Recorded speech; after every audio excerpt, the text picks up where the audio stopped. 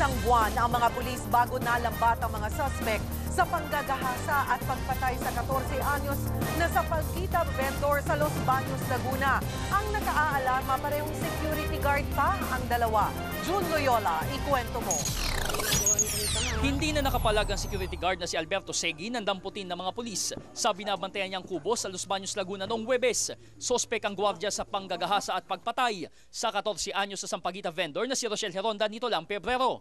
Na-recover sa sospek ang ilang lalaswang babasahin at ang pinakalat na poster ng otoridad na may litrato ng dalaga. Nakukonsensya. Sa hiwalay na operasyon, natimbog din ang isa pang sospek na si Fredolyn Presenta, isa ring secure sa isang dormitoryo. Nahuli ang dalawa matapos inguso ng testigong si alias Ana. Yung nangyari yun, yung gabi na yun, siya yung dadala ng bata. Tapos si Albert naman ang nag-flashlight. Yung pag-flashlight nila, gumanong po yung liwanag sa mukha nila. Opo, namukhaan ko po sila. Parehong nagpositibo sa marijuana ang mga sospek na magkasama sa isang security agency. Nakasuhan na ng rape with homicide sina Segui at Presenta. Naibigay na rin ang reward money ng 100,000 pesos sa testigong si Ana. Wala na tayong tinutukoy na iba pang tao na mga sospek. Pero ang mga pulis nababahala na sa pagkakasangkot ng mga security guards sa mga krimen sa kanilang lugar. Isang gwardiya din ang sospek sa panggagahasa at pagpatay sa UPLB student na si Given Grace Sebanico.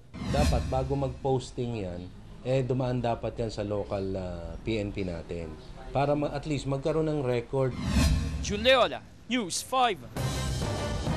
Muling napatulayan ng ilang bagong graduate ng isang high school sa Caloocan na hindi hadlang ang edad at kahirapan para makapagtapos ng pag-aaral. Kilalanin natin sila sa kwento ni Zai Feniza. Napuno ng luha at tuwa ang pagtatapos ng mahigit 1,000 estudyante ng Tala National High School.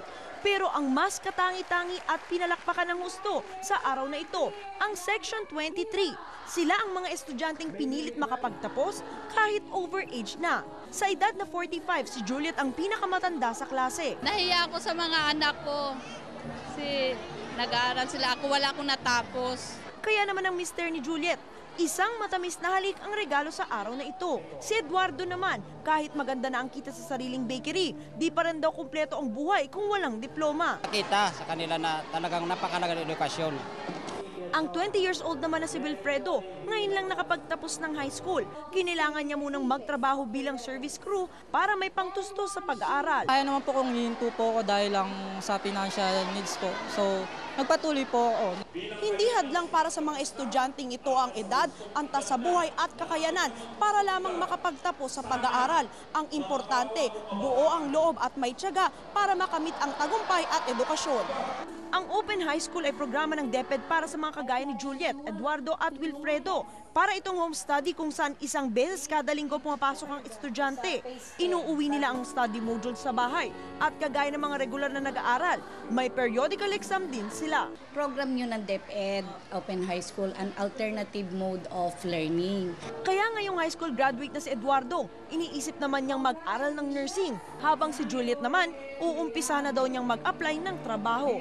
Zai Feniza, News 5.